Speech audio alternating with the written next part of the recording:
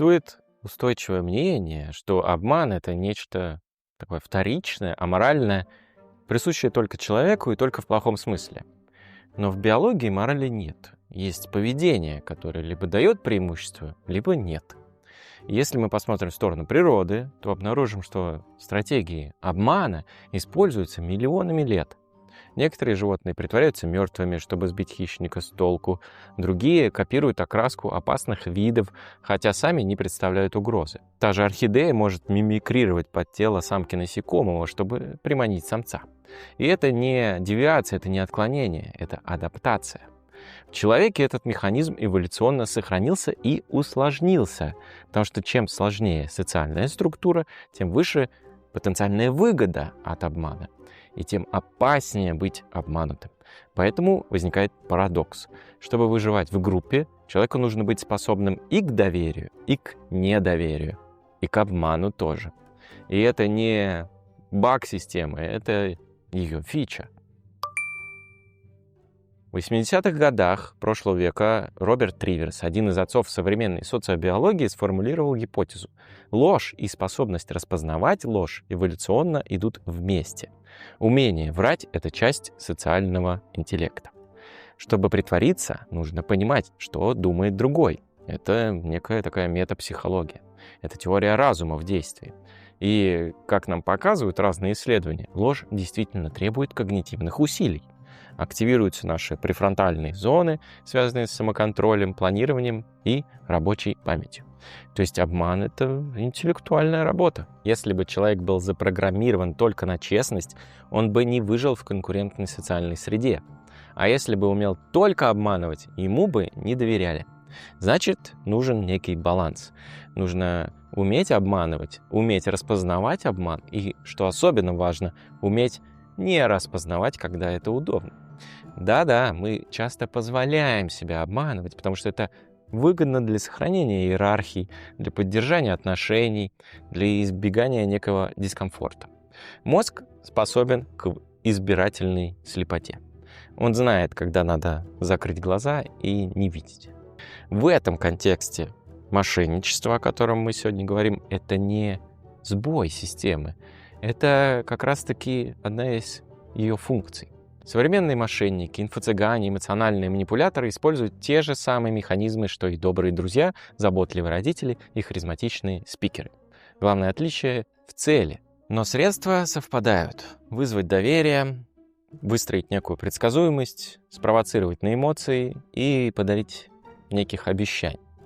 Научиться продавать — это почти то же самое, что и научиться обманывать, только с соблюдением некого этического минимума.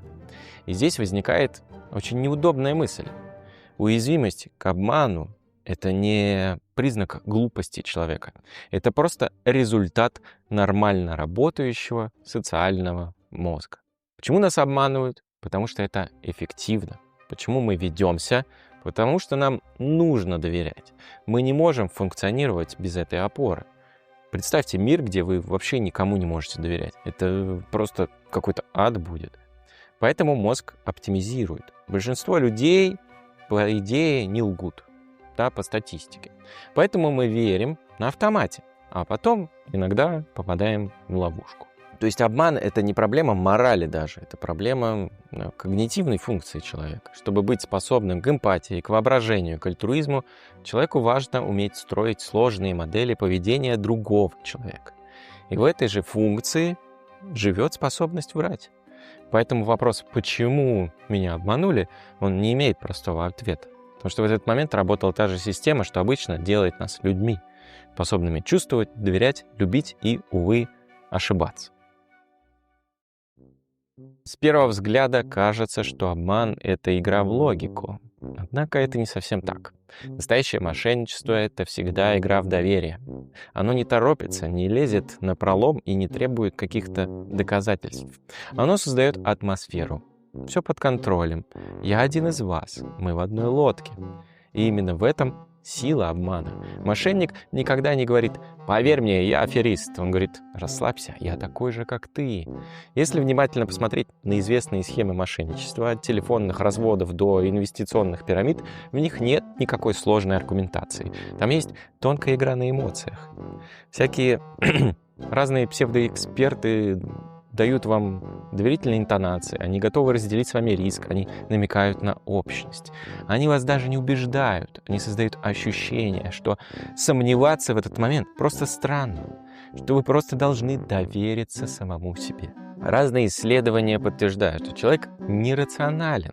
Он все время продумывает некие вероятные развития событий. Мозг постоянно делает ставки. Насколько вероятно, что вот этот человек безопасен, что он свой.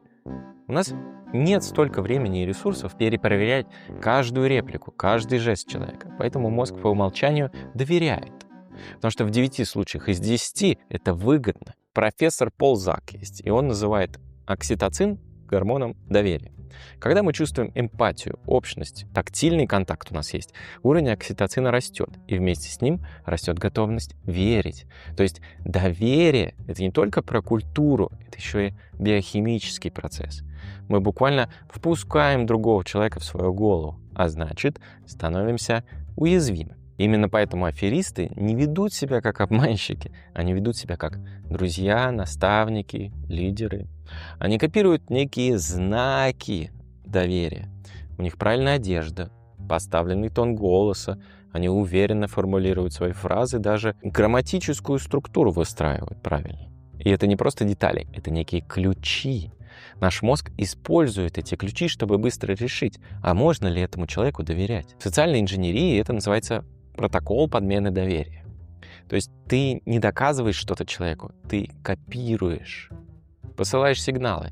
Если человек не замечает подмены, он продолжает действовать так, будто все в порядке. В классических финансовых схемах в духе Мавроди, Бернарда Медоффа и современных криптоаферистов нет никакой магии. Есть последовательность. Сначала обещание стабильности, потом быстрые маленькие победы. Дальше возможность вложиться больше. И это даже не манипуляция, это драматургия. Ты как бы становишься частью хорошей, интересной истории. А когда эта история рушится, уже стыдно выйти и признаться в этом. Парадокс в том, что обман работает только в культуре, где доверие — это норма. В обществе, где никто никому не верит, мошенничество бессмысленно. Там просто никто ничего вам не предложит. Поэтому аферы расцветают не в анархии, а в порядке.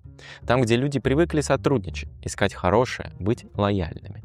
Где честность — это валюта, и именно потому там максимальный эффект разрушения. В итоге мошенничество даже не про силу лжи и обмана, это про силу доверия. Нас обманывают не потому, что мы наивны, а потому, что у нас есть некое встроенное предположение. Большинство людей честны. И это предположение делает возможным существование самого общества. Но оно также делает возможным и существование афер. Психологически человек не может постоянно быть в позиции проверяющего. Это слишком энергозатратно. Он хочет быть в позиции доверяющего. И именно в этот момент в его систему можно встроиться. Говоря про историю мошенничества, начать стоит с простой истины. Обманывают не тех, кто глуп, а тех, кто хочет быть обманут. Если ты хочешь любви, тебе предложат некий амулет. Если ты хочешь бессмертия, тебе продадут некую капсулу. Если ты хочешь финансовой свободы, тебя пригласят в криптосекту.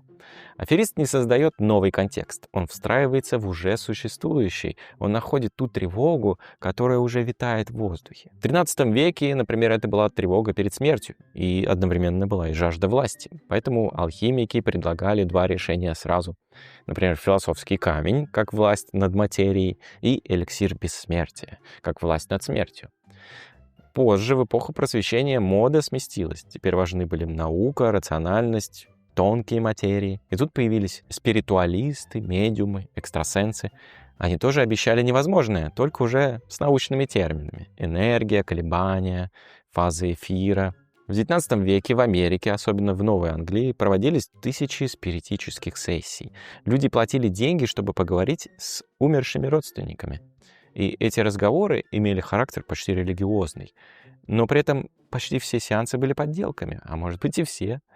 Историки вроде Дэниела Коэна показывают нам, что под столами прятались помощники, а звуки производили с помощью специальных устройств. Но вера в контакт работала, потому что она была нужна людям, потому что она помогала людям справиться с утратой, с чувством вины, с отсутствием неких ответов. 20 век стал эрой технологий, и мошенничество снова переобулось. От телепатов мы перешли к неким телефонным аферам. Люди получают звонки от налоговой, от банка, от сына, попавшего в беду. Голос на той стороне трубки всегда уверенный, тон деловой. Доверие создается за секунды. Все, что требуется, это немного памяти и правильная интонация. И вот ты уже передаешь личные данные, переводишь кому-то деньги, просишь прощения за какую-то ошибку, которую не совершал. Это обман не про интеллект, про рефлексы. Мозг не успевает включить критическое мышление, потому что эмоции быстрее, особенно страх.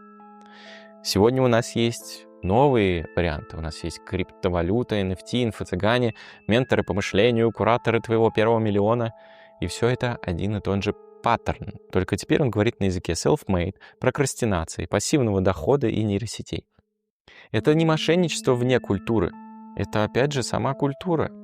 Тот же соус, только в современной подаче. А еще все это прекрасно вписывается в дух времени. Вера в быстрый успех, вера в алгоритмы, вера в некое персональное влияние личного бренда. Мы живем в эпоху, где нам обещают: ты можешь все, просто стань лучшей версией себя. И тут появляется тот, кто говорит: а я знаю как. Всего за $300 в месяц я научу тебя жить. Как тут не поверить? А что на этот счет говорят антропологи? Они нам предлагают посмотреть на это через призму 3 пунктов. Мошенничество возникает там, где есть, первое, коллективная неопределенность, например, некий кризис или переходный момент, индивидуальная тревога, то есть страх опоздать, не понять, не встроиться в современность, и доступ к некоему массовому каналу коммуникации, например, газеты, телефоны, интернет или рилсы. Как только эти 3 условия складываются, у нас появляется фигура некоего обманщика.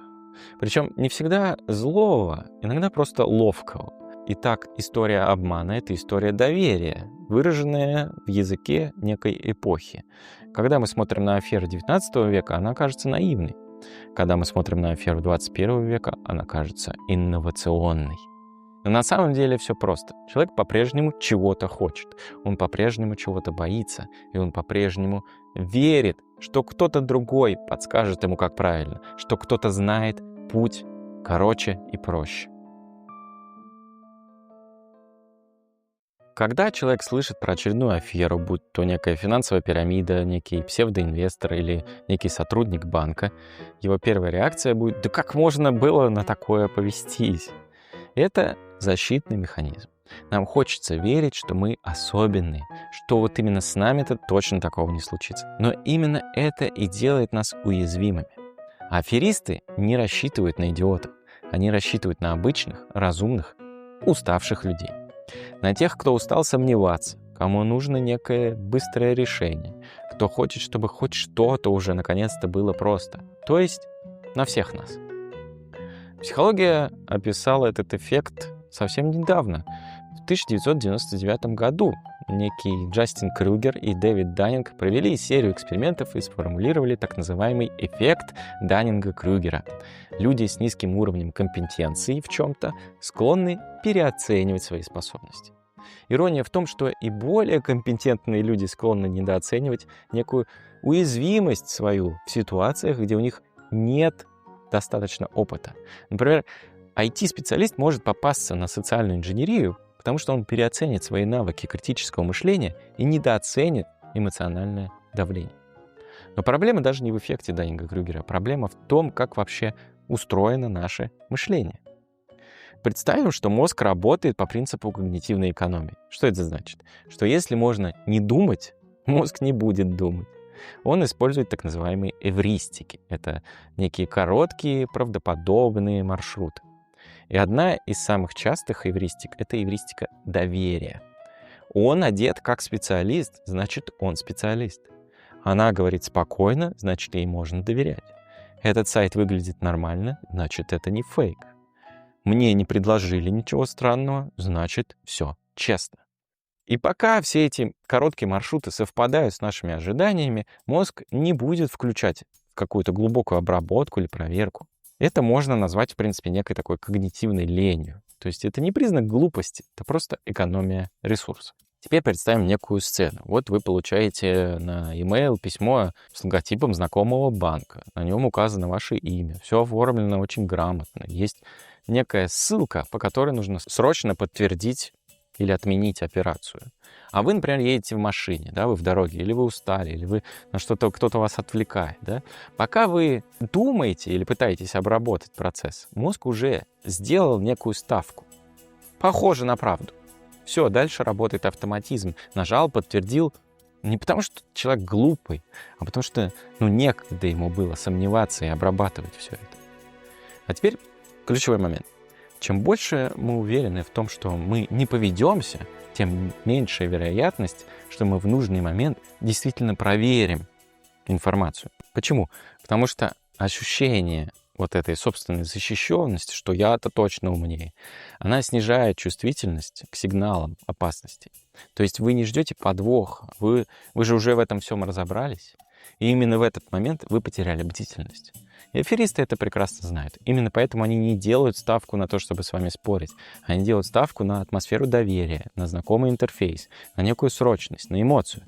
Они делают так, чтобы вы не почувствовали, что вам нужно включать защиту, что вам нужно чего-то опасаться. То есть обман не про то, что вас в чем-то переубедили, а про то, что вы не успеваете усомниться. А это вообще не про интеллект. Это про темп мышления, гибкость, контекст, про ваше состояние усталости и уровень доверия к людям. Фраза «я бы не повелся» — это не про знание, это некая иллюзия контроля. Настоящая защита, на самом деле, начинается с признания обратного. Я могу повестись, потому что я человек. А если я человек, значит, я уязвим. Интуитивно нам кажется, что чтобы не стать жертвой, нужно быть неким циником. Да? Надо всех подозревать, никому не доверять, ждать от всех подвоха.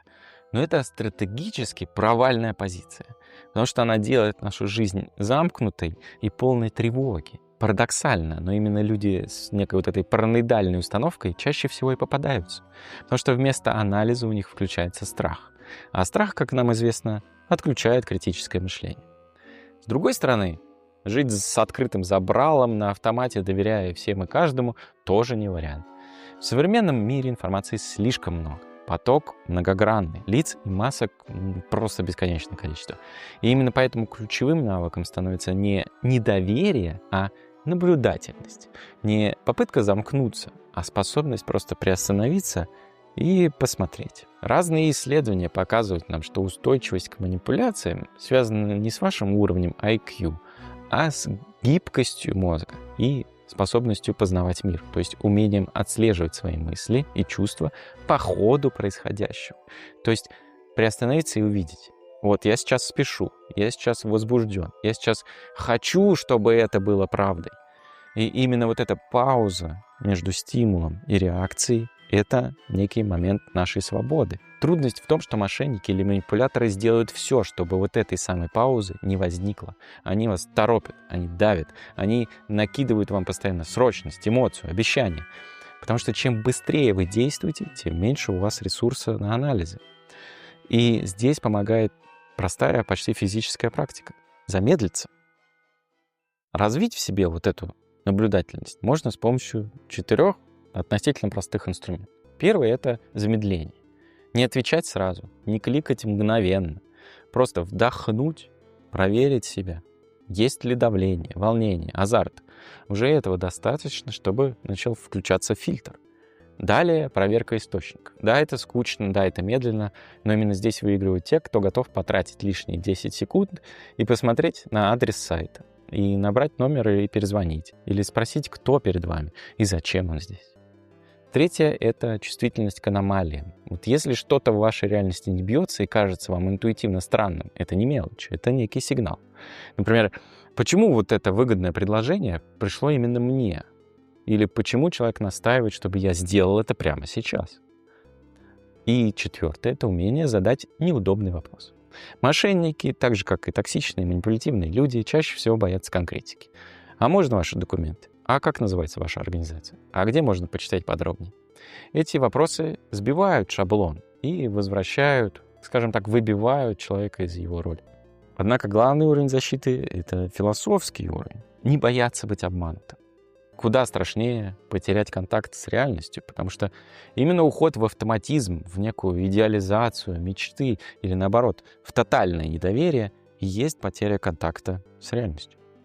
Живой человек может быть обманут, но он также может и увидеть, где его обманывают. Он может понять, он может устоять, он может вернуть себе свою голову и сделать это не из страха, а из желания обрести больше ясности в своей жизни. По итогу доверие — это не слабость, но без наблюдательности оно превращается в некую слепоту. А паранойя — это не защита, но без внутренней проверки трудно узнать, что именно вас цепляет.